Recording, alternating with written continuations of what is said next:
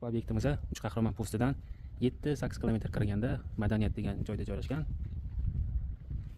Madaniyat markazi hisoblanadi. Mahallaning infratuzilmasi juda ham rivojlangan. Ya'ni hamma qulayliklar bor. 400 metrdan keyin katta yo'l, avtobus Damas o'tadi shaharga. To'g'rida poliklinika, chap qo'l tarafda maktab, bog'cha, havas, bajarning, uchastkovoy va turli xil do'konlar bor. Bu tarafdan ham 300 metrdan keyin katta yo'lga chiqsa bo'ladi. Bu tarafda Botirachig'och va masjidga chiqsa bo'ladi. Obyektimiz 2 sotuv, 6 ta xona, oshxonasi bilan birga va kichik podvaliga mavjud. Umumiy yashash maydoni 150 metr kvadrat. Uyimiz to'liq ta'mirdan chiqqan. Fasad va ichki interyerlari bitgan. To'g'rida letniy kuxnya uchun hamma sharoitlari qilingan. Kanalizatsiya, suv va svet montajlari kelgan. Binoning orqa tarafida mana shunday joy bor. Ana endi uyning ichiga kirib obzor qilamiz. Uyimizning asosiy kirish qismi. Kirganda shunda old tarafda shkaf qo'yilgan. Bu yoqda esa yarim podvalga tushish mumkin. Podvalda kotelnik va 300 litrli suv bochkasi o'rnatilgan. Bundan tashqari kir mashina uchun sistema qilingan. Birinchi etajda oshxonasi bilan qo'shib aytganda 3 ta xona bor. Birinchi xonamiz zal. Zalning o'lchami 5 metrga 420 sm. Shunday chiroyli, nafis, sifatli ta'mirdan chiqqan. Har bir xonada shunaqa dimoxod va konditsioner uchun tochka tashlangan.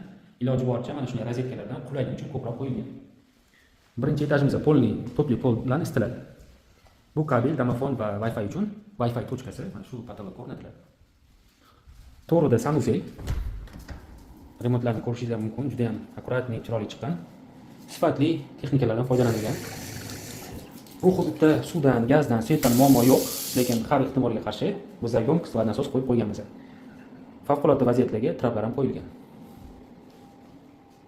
Bu xonamiz kattalar uchun spalnya.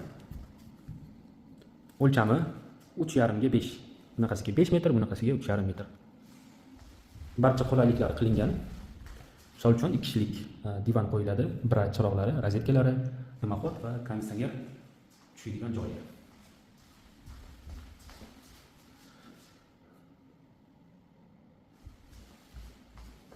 Keyingi xonamiz oshxona. Oshxonamiz ham juda ham zamonaviy ta'mirdan chiqqan.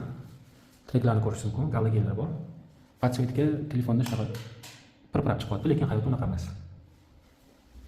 Bu tarafga 5 metrga polning nabor tushadi.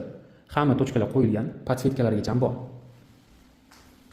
Bu yoqda TV zona, dimoxod, to'g'rida esa konditsioner tochkasi bor. Ana endi ikkinchi etajga chiqamiz. Zinalarimiz rossiyskiy yog'ochdan bo'lgan, sifatli.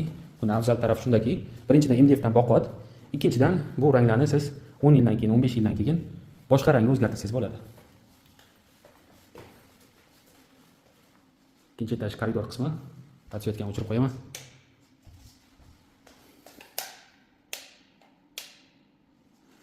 Ikkinchi etajimizda radiator orqali isitiladi va yaxshi sifatli Angel degan brend radiator o'rnatilgan.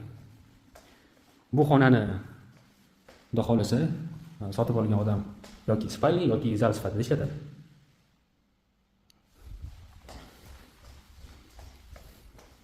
Birinchi etajimiz bilan bir xil.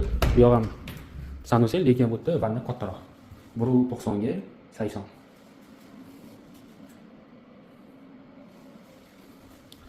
Bu xonamiz spalnya.